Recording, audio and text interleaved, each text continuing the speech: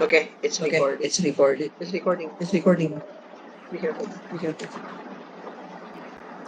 Oke, baik. Selamat sore kepada Bapak Henry selaku dosen mata kuliah Manajemen Media Massa. Di sini kami dari kelompok 5 akan mempresentasikan tentang hasil kerja kami mengenai konvergensi media, kesenjangan keterampilan di antara jurnalis dalam menghadapi perkembangan teknologi. Baik, next slide. Dengan beranggotakan Priscilla Naldia Biavani, Zaki Ahmad Fadila, dan saya sendiri, Jelita Putri Wulandari sebagai moderator. Next slide. Baik, untuk bab 1 akan dibacakan oleh rekan saya, Zaki, kepadanya dipersilakan. Oke.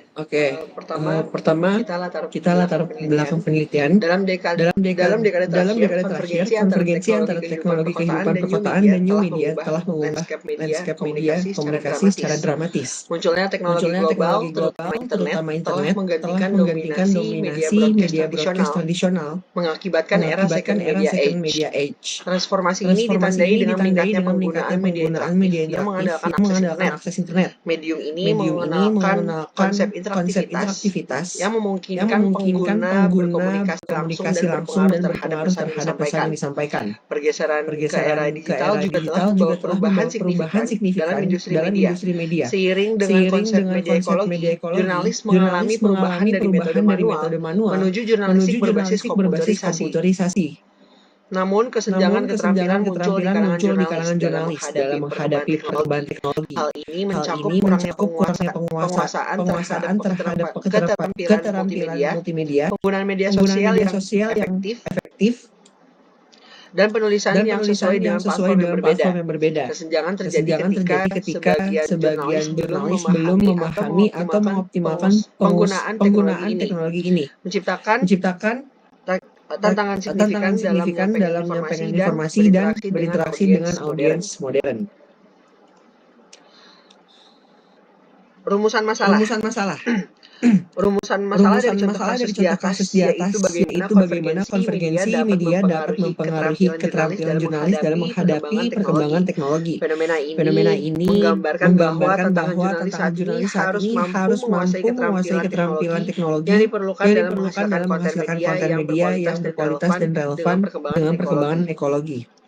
Kemudian tujuan penelitian kami adalah untuk mendalami dampak konvergensi media terhadap keterampilan jurnalis dan mengidentifikasi kesenjangan yang muncul seiring perkembangan teknologi.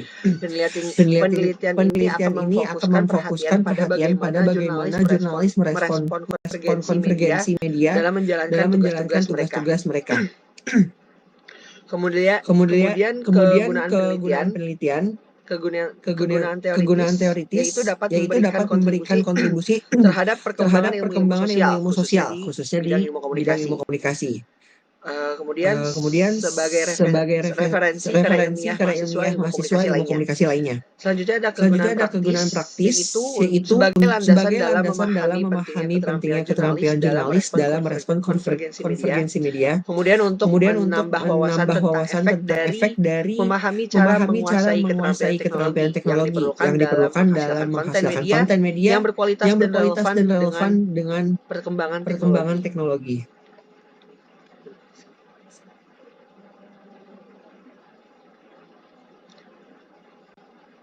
Selanjutnya saya oper ke Jelita untuk bab 2-nya. Baik, terima kasih kepada Zaki. Di sini saya akan menjelaskan tentang bab 2 yang menjelaskan tentang tinjauan pustaka. Yang pertama ada review penelitian terdahulu. Nah, review penelitian terdahulu ini mengacu pada langkah meninjau, mengumpulkan, dan mengevaluasi penelitian yang telah dilakukan sebelumnya yang relevan dengan topik penelitian yang sedang kami lakukan. Nah, hal-hal yang mencakup studi yang kami lakukan itu mencakup dari yang kita dapatkan itu dari studi, artikel, atau karya ilmiah lainnya yang telah dipublikasi sebelumnya dan memiliki kaitan dengan masalah yang sedang kami teliti. Lalu untuk review penelitian yang pertama itu ada dari jurnal penelitian yang ditulis oleh Rusadi yang terbit pada tahun 2012 dengan judul Kompetensi Jurnalis sebagai Aktor dalam Produksi Berita Media Multiplatform. Nah, dalam hal ini mencakup pada konvergensi media. Lalu pada penelitian ini menggunakan kerangka pemikiran teori strukturasi. Dan pada metode ini juga digunakan kasus yang dianalisis dari perusahaan media di Banjarmasin, Pos di Kalimantan Selatan. Nah, pada jurnal ini juga menganalisis para jurnalis sebagai human actor yang menyesuaikan kompetensinya dengan sistem manajemen multiplatform atau konvergensi media dalam menjalankan struktur dengan mengembangkan kompetensi dasar meliputi kesadaran destruktif, praktis, dan motivasi kognitif. Yang mencakup pengembangan kompetensi lunak media online, yaitu sikap kerja cepat, multitasking, dan memiliki orientasi kerja yang berjejaring sosial. Lalu pada review terdahulu yang kedua itu ditulis oleh Heliawanti yang terbit pada tahun 2008 dengan judul artikel Jurnalisme Era Digital, Digitalisasi Jurnalisme dan Profesionalisme Jurnalis Online. Nah, pada jurnal ini membahas tentang keterampilan jurnalis yang dituntut untuk serba bisa yang menimbulkan permasalahan-permasalahan yang muncul seperti mengenai keprofesionalitasan jurnalis itu sendiri, yang dimana dalam proses pengumpulan berita, pengolahan, dan penyajian berita tidak sesuai dengan etika profesionalitas jurnalis online. Karena dalam hal ini berpengaruh pada konvergensi media di mana dari media cetak menjadi media digital. Lalu dapat disimpulkan bahwasanya penelitian sebelumnya yang membahas tentang konvergensi media ini dan kesenjangan keterampilan di antara jurnalis menyoroti bagaimana evolusi teknologi telah mempengaruhi profesi jurnalistik. Nah, pada studi ini cenderung mengidentifikasikan perbedaan dan pemahaman dan penerapan teknologi antara jurnalis yang berpengalaman dengan yang lebih baru. Hasilnya menunjukkan bahwa kesenjangan keterampilan ini dapat mempengaruhi cara jurnalis memproses dan menyajikan informasi dalam lingkungan media yang terus berkembang. Lalu pada poin kedua ada kerangka teoritis. Bisa dilihat? Nah, pada penelitian ini fokusnya pada peran sumber daya manusia dalam proses produksi berita, terutama dalam menghadapi campur tangan teknologi. Nah, dalam hal ini, perkembangan teknologi ini kan sangat berpengaruh pada bagaimana cara kita menyebarluaskan informasi dan mendapatkan informasi. Dalam hal ini perlu diketahui bahwa jurnalis ini perlu mempertimbangkan produksi konten dan telekomunikasi yang menghasilkan integrasi internet dengan berbagai media tradisional seperti surat kabar, majalah, radio, televisi, fotografi, dan hal lainnya. Nah, dalam hal ini jurnalis perlunya mengetahui bagaimana caranya mengimplementasikan foto, tulisan, dan hal lainnya dalam satu bahan publikasi seperti di internet atau di sosial media. Nah, pada kemajuan teknologi ini juga akan memiliki dampak yang signifikan pada perkembangan jurnalisme. Hal ini disebutkan pada Karam pada tahun 2009.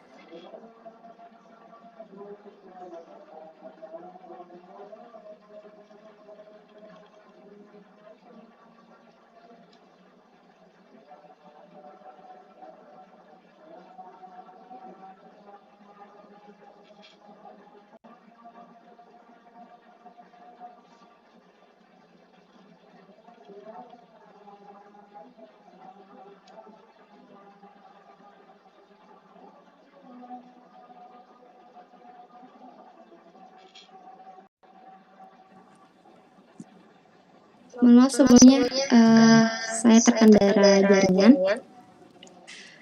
Baik, saya lanjutkan pada poin kedua tentang tujuan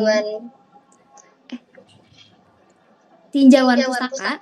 Pada poin kedua yaitu kerangka teoritis. Nah, pada hal ini juga disebutkan bahwa teknologi dalam produksi e-paper tidak hanya mengubah media cetak menjadi format web, tetapi juga dalam media online, peran teknologi komunikasi bukan hanya sebagai pendukung, melainkan menjadi alat untuk mengolah dan mempresentasikan berita secara kuasi, interaktif, dan lebih interaktif lagi. Dan pada penelitian terkait, dinamika profesi dan peran jurnalis fokusnya pada 3 aspek utama. Yang pertama ada identitas jurnalisme, lalu refleksi jurnalis dan tantangan bagi posisi jurnalis yang menghadapi penggunaan konten yang memiliki kekuatan, serta aspek hukum dalam pekerjaan mereka sebagai penjaga gerbang informasi. Disebutkan juga oleh Tom Van Holt dan Jacob mengelompokkan penelitian tentang produksi berita online sejak tahun 2000 ke dalam 5 bidang utama, yaitu konteks sejarah dan pasar, proses inovasi, perubahan dan praktik jurnalistik, tantangan dalam membangun dinamika profesional, dan peran pengguna dalam mengembangkan konten. Lalu fokus penelitian ini adalah pada isu sumber daya manusia di media online yang terkait dengan dinamika profesionalitas menurut klasifikasi Holt and Jacob. Dalam konteks ini, jurnalis di era digital menjalankan praktik jurnalisme sebagai suatu jejaring sosial, yang dimana publik berperan sebagai pendukung produksi atau crowd-production yang terjadi interaksi antara jurnalis, pembaca, dan sumbernya dalam berkolaborasi dalam proses produksi tersebut, serta pengeditan berkelanjutan berdasarkan informasi yang didapatkan. Dan dalam hal ini memberikan kesempatan bagi manajer untuk mengembangkan etika secara interaktif sambil mengelola interaksi online tersebut. Lalu permasalahan yang dapat diteliti terkait dengan kemampuan dan peran individu dalam menghadapi sistem teknologi sebagai seorang jurnalis ini seperti yang dijelaskan oleh Dan Paulussen, fokusnya adalah pada sumber daya manusia, pada jurnalis itu sendiri, khususnya para jurnalis yang menurut teori strukturasi merupakan salah satu kelompok aktor. Dalam teori strukturasi, posisi aktor ini sebagai agen pengarah sistem sosial, yang dimana dalam konteks ini, aktivitas dalam organisasi mereka mengikuti struktur media yang ada. Struktur dalam konsep strukturasi ini mencakup aturan dan sumber daya saat media menggunakan teknologi komunikasi dan informasi untuk mengembangkan platform online. Bagaimana para agen dalam hal ini jurnalis merespon struktur ini sebagai pertanyaan utama. Bagi jurnalis, apakah struktur tersebut memberikan dukungan atau membatasi dengan mengarahkan cara kerja mereka? Nah, studi ini juga dilakukan oleh Edgal, telah mengeksplorasi hubungan antara mengembangkan teknologi dan praktek jurnalistik dengan teknologi sebagai kerangka struktural dari jurnalistik itu sendiri. Nah, pada studi tersebut menelusuri bagaimana teknologi produksi berita digital digunakan sehari-hari dalam jurnalisme berita serta relasi antara teknologi dengan hambatan dan kemudahan dari segi sosial dan budaya. Lalu dalam penelitian ini juga bagaimana elemen struktur dalam sistem produksi berita multiplatform atau konvergensi media ini memberikan ruang untuk perkembangan profesi jurnalis dan apakah juga menyediakan kerangka kerja yang membatasi mereka. Nah, dalam hal ini juga dapat kita sadari bahwa banyaknya hal yang perlu dipersiapkan oleh jurnalis untuk meningkatkan kreativitas dia sebagai seorang jurnalis dalam menghadapi era digital ini. Lalu sebagian dari platform yang digunakan termasuk internet atau platform daring yang dalam pengembangannya mencakup tahapan browseware, kuasi interaktif, dan komunikasi virtual.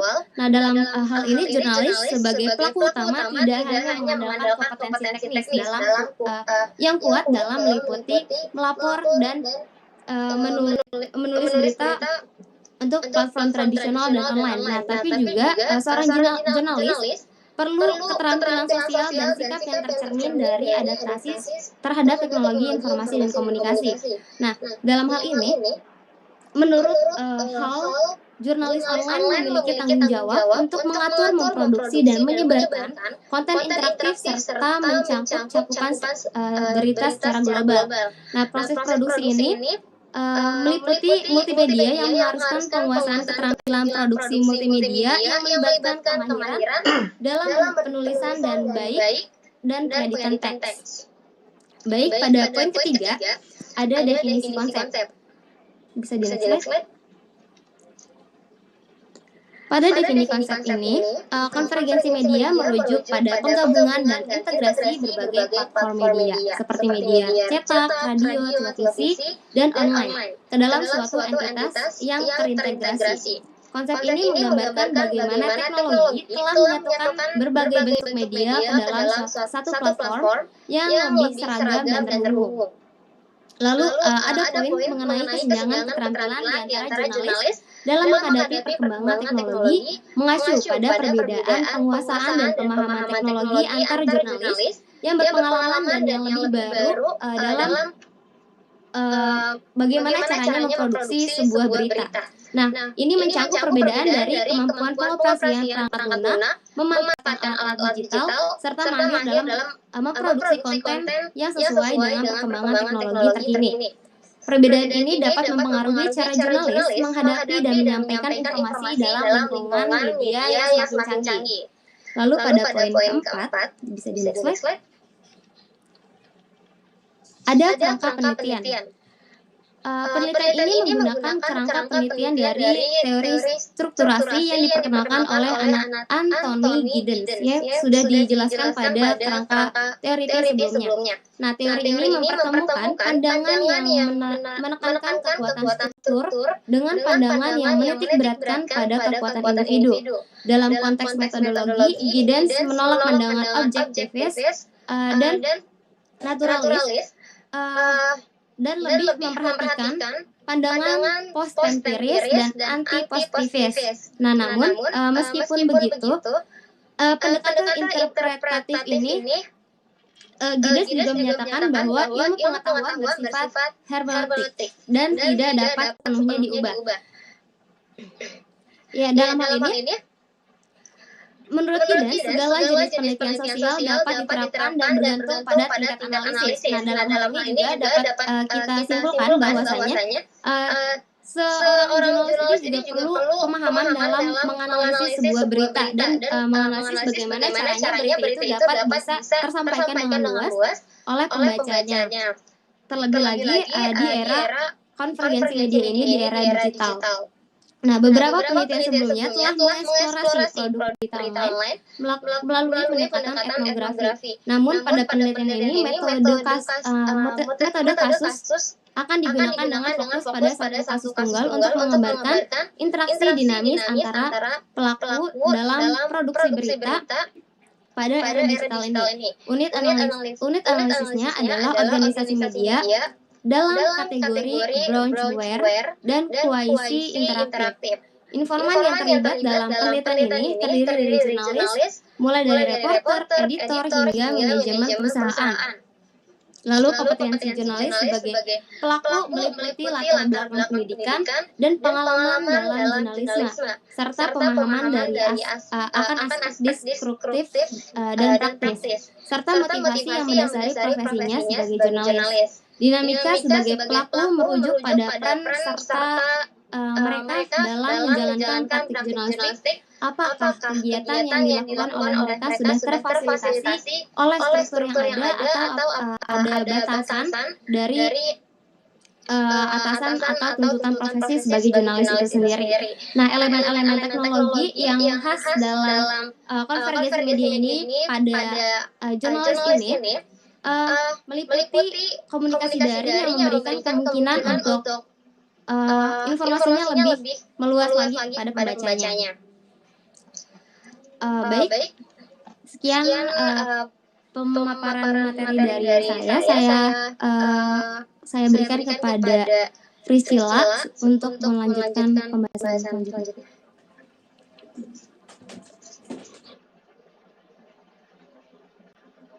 Baik, terima kasih. Selanjutnya di sini ada bab 3 yaitu metode penelitian. Bisa di next slide.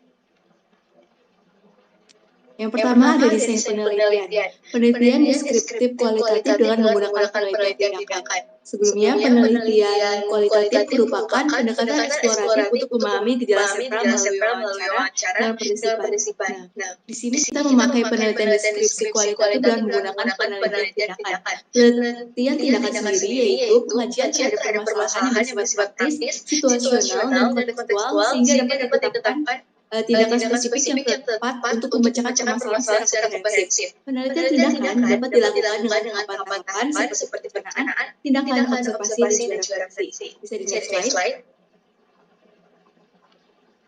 Selanjutnya ada sumber data. Sumber data dibagi menjadi dua, yaitu sumber data primer dan juga sekunder. Sumber data primer merupakan sumber data yang langsung memberikan data kepada pembekuh data. Data dikumpulkan langsung oleh peneliti sendiri dari sumber pertama atau tempat pertama dilakukannya objek penelitian. Nah, sumber data primer ini dalam penelitian ini berupa hasil wawancara yang diperoleh dari informan, khususnya jurnalis, dengan kualifikasi profesional yang sesuai dengan topik penelitian. Sementara, sumber data sekunder merupakan sumber data yang tidak langsung memberikan data kepada pembekuh data, misalnya lewat orang lain atau lewat dokumen. Di sini penelitian ini contoh sumber data sekundernya itu merupakan hasil pencarian dan penelaan sumber pustaka seperti buku, jurnal, karya ilmiah, dan lain-lain yang berkaitan dengan penelitian. Bisa di next slide. Oke, baik. Selanjutnya di sini ada teknik pengumpulan data. Di sini kami memakai 3 teknik pengumpulan data. Yang pertama itu ada wawancara. Wawancara ini nanti narasumber yang dapat peneliti wawancara yaitu para jurnalis yang bekerja di media massa, baik itu media cetak maupun media online, serta mempunyai pengalaman dengan perkembangan teknologi dan juga konvergensi media.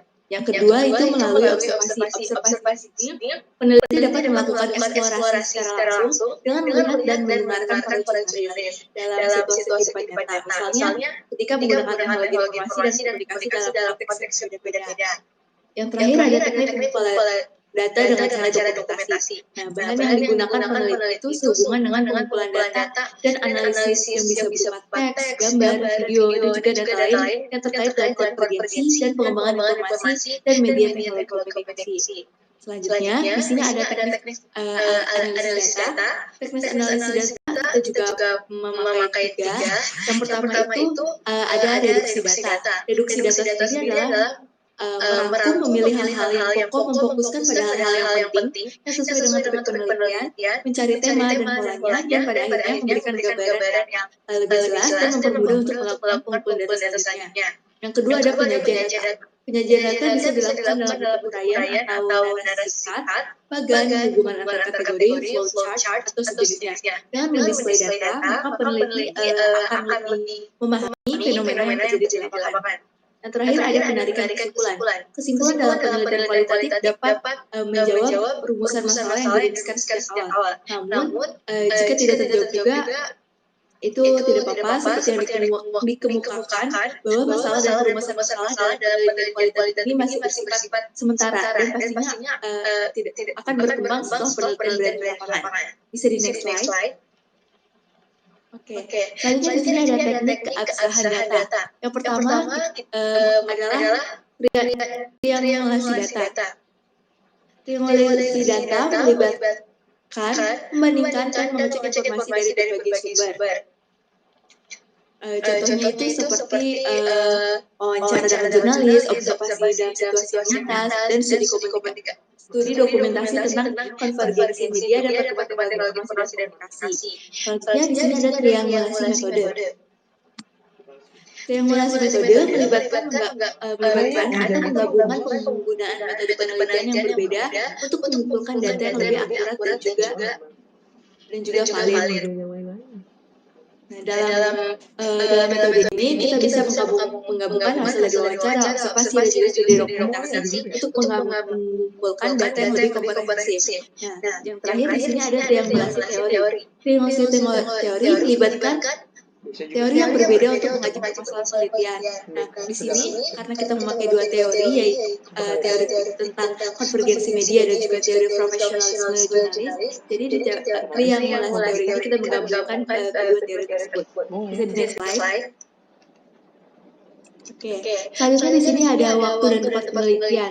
Untuk waktunya sendiri di bulan November dimulai dari minggu kedua sampai ke-4 secara berurutan ada kegiatan yang kami lakukan, yaitu menentukan tujuan penelitian, pengerjaan bab 1 dan pengerjaan bab 2. Sementara untuk bulan Desember dari minggu 1 dan 3 sesuai berurutan kita ada kegiatan dari pengerjaan bab 3, finalisasi dan presentasi. Nah, untuk tempatnya sendiri Penelitian dilakukan berdasarkan hasil observasi yang dilakukan pada perusahaan penerbitan media massa, baik di media cetak maupun media online. Dalam konteks ini, peneliti dapat melakukan wawancara dengan para jurnalis atau staf redaksi untuk memahami cara mereka mengelola dan menghadapi perubahan teknologi dan kompetensi media. Bisa di next slide.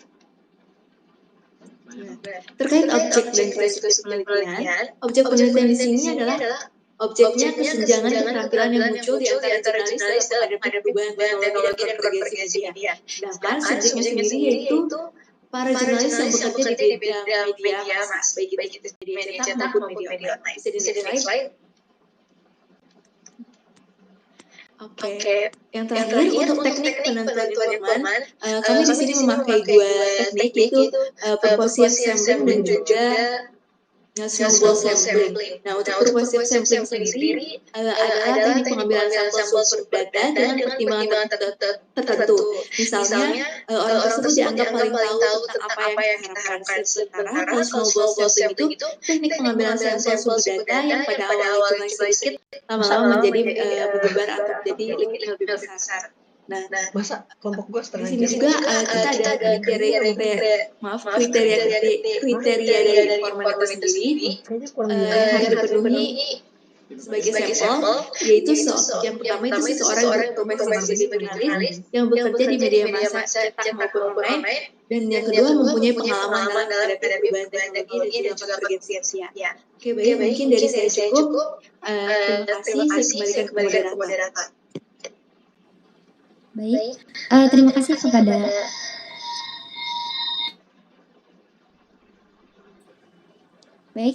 kepada rekan-rekan yang telah mempresentasikan hasil kerjanya kepada Bapak Indri dengan baik. Sekian dari kelompok 5 yang telah mempresentasikan materi dan hasil kerja kami. Saya ucapkan terima kasih dan selamat sore kepada Bapak Indri. Wassalamualaikum warahmatullahi wabarakatuh.